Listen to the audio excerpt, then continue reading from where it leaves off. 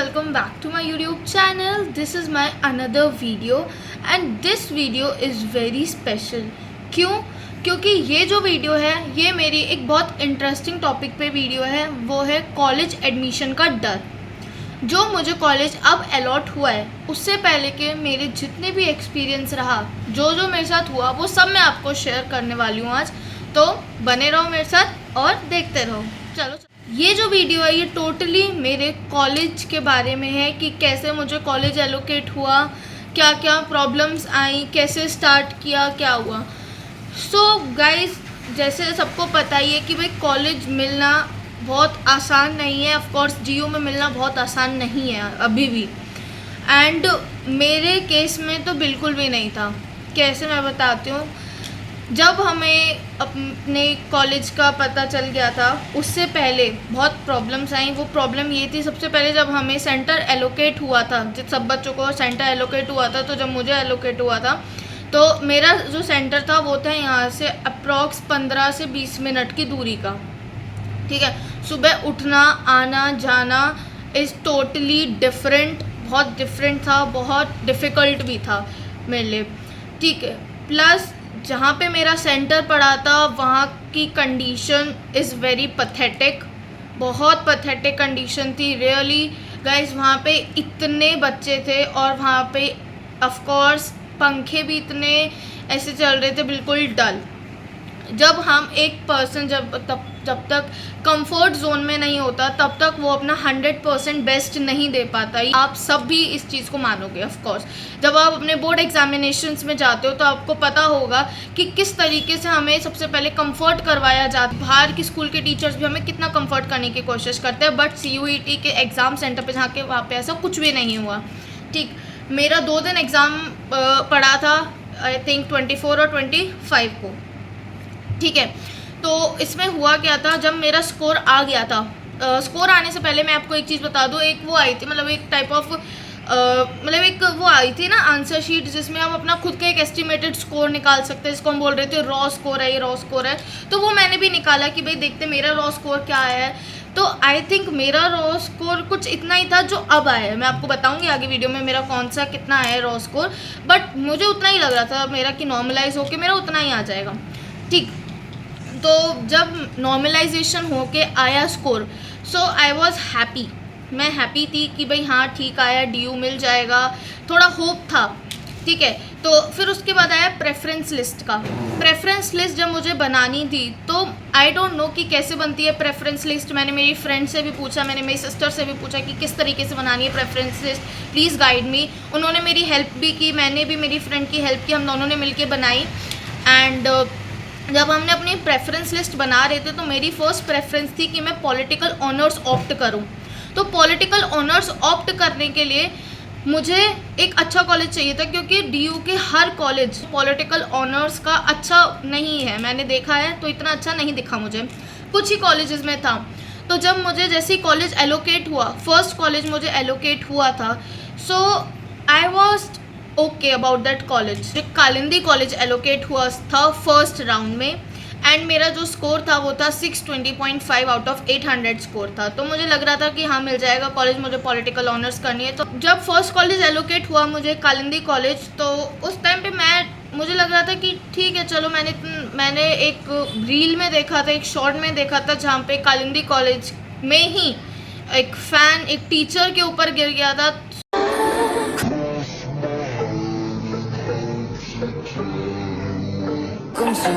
तो मैं उस चीज़ को सोच रही थी कि भाई जिस कॉलेज में ऐसा हो सकता है तो उस कॉलेज का इंफ्रास्ट्रक्चर बेटर नहीं है। For me it's not better. Then मैंने अपग्रेड किया। जब पता चला घर में भी कि भाई कालिंदी कॉलेज मिला है तो सब ओके थे, ठीक है ओके मिल गया DU में, अच्छी बात है। लेकिन कोई भी इतना हैप्पी नहीं था कि भाई हाँ DU के अच्छे कॉलेज में मिल गया है। अच्छा कॉलेज मतलब LSR मिरांडा ये नहीं, अच्छा कॉलेज मतलब एक डिसेंट रेप्यूटेड कॉलेज, उसमें नहीं। मुझे लग रहा था कि कालिंदी नहीं है इतना। और प्लस कालिंदी कॉलेज यहाँ से बहुत दूर है, मुझे मेट्रो में ही 2 घंटे लग जाते अगर मैं जाती तो। यहाँ वहाँ से भी फिर मुझे वॉक करनी पड़ती, तो ऑफकोर्स 2.5 आवर्स मुझे लग जाते आराम से कॉलेज पहुँचने में, जो एग्ज़ाम्स के टाइम पे बहुत ज़्यादा हो जाता मेरे लिए ख़राब। तो मैंने अपग्रेड किया कि मेरे लिए अपग्रेड होके कोई अच्छा कॉलेज मिल जाए। तो मैंने अपग्रेड किया। जब हमने वापस से प्रेफरेंस लिस्ट बनाई, थी, तो मैंने फिर अपने स्कोर के हिसाब से बनाई थी प्रेफरेंस लिस्ट कि मैं बैलेंस कर लूँ अब, कि जो मेरा स्कोर आया है उसके हिसाब से और जो मुझे कॉलेज अब एक्चुअली में चाहिए कि भाई जो मेरे स्कोर से भी मैच हो जाए वैसा कॉलेज मिल जाए। तो मैंने फर्स्ट में रामानुजन रखा, then Aryabhatta, then other colleges. तो मुझे लग रहा था कि भाई इन कॉलेजेस में मेरा हो जाएगा, कि मैंने स्टार्टिंग में रखे। नेक्स्ट मैंने लास्ट में LSR, मिरांडा, हंसराज और हिंदू ये सब रखे थे। तो मुझे नहीं पता था कि मतलब जब सेकेंड राउंड का आएगा रिजल्ट, तो मुझे बिल्कुल नहीं पता था कि मुझे फर्स्ट चॉइस ही मिल जाएगी। जो मेरी फर्स्ट चॉइस थी रामानुजन कॉलेज मुझे बहुत सही लगा कालिंदी कॉलेज के हिसाब से। जो भी मैंने उसकी वीडियोस देखी हैं यूट्यूब पे, बाकी यूट्यूबर्स ने भी डाला हुआ है रामानुजन के बारे में, बाकी मैंने गूगल पे भी सर्च किया रामानुजन के बारे में, सो इट वाज गुड। तो अब मैं उसके लिए खुश हूँ। मैंने जब मम्मी पापा को बताया, बाकी सबको बताया कि भाई हाँ अब रामानुजन में हो गया, नाउ दे आर हैप्पी। उस टाइम वो हैप्पी थे और अब भी हैप्पी हैं। क्यों? फर्स्ट रीज़न ये कि यहाँ से 57 मिनट्स में मैं रामानुजन पहुँच जाऊँगी। यहाँ से सिर्फ 1 घंटे का रास्ता है। पहली सही चीज़। दूसरी ये चीज़ कि भाई मुझे एग्ज़ाम टाइम में बहुत ज़्यादा बहुत ज़्यादा टेंशन नहीं लेनी पड़ेगी कि मैं पहुँच पाऊँगी या नहीं पहुँच पाऊँगी या क्या होगा, राइट। क्योंकि भाई हर एक स्टूडेंट अपने लिए एक कंफर्ट जोन लेके चलता है कि भाई ऐसा ना हो कि भाई 2 घंटे लग जाए, 3 घंटे लग जाए और वहाँ जाके हम एग्ज़ाम भी ना दे पाएँ, राइट। तो तब मैंने बताया कि भाई रामानुजन कॉलेज मिला है, सबको अच्छा लगा कि भाई अच्छी बात है, अब अच्छे कॉलेज में मिल गया है, बेटर कॉलेज में मिल गया है। एंड तो उस टाइम मैं बहुत खुश थी कि ठीक है। अब मैं आपको बताती हूँ एक चीज़ और।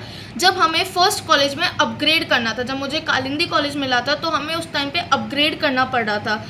तो मुझे क्योंकि मुझे नहीं पसंद आ रहा था इतना कालिंदी कॉलेज, मैंने उसकी बिल्डिंग देखी, मुझे इतना नहीं खास लगा। मैंने वहाँ का इंफ्रास्ट्रक्चर और मुझे ज़्यादा खास नहीं लगा वहाँ का। मैं अपने ऑनेस्ट रिव्यूज़ दे रही हूँ बिल्कुल।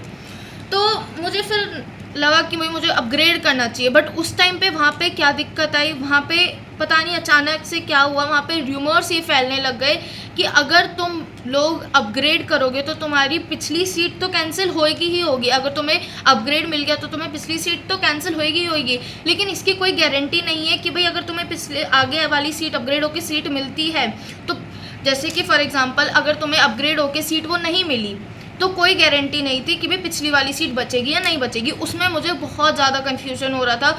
उसकी वजह से मैं एक बारी को सोच भी रही थी, मेरे माइंड में आया था कि भाई मैं कालिंदी कॉलेज को ही फ्रीज़ कर दूं, क्या पता ना हो पाए या क्या हो जाए, नहीं पता। क्योंकि it was my first time and जो मेरी सिस्टर में हेल्प कर रही थी उनके लिए भी ये थोड़ा सा अलग था, क्योंकि उन्हें जो कॉलेज मिला है उन्हें मिला था शिवाजी कॉलेज, वो शिवाजी कॉलेज में।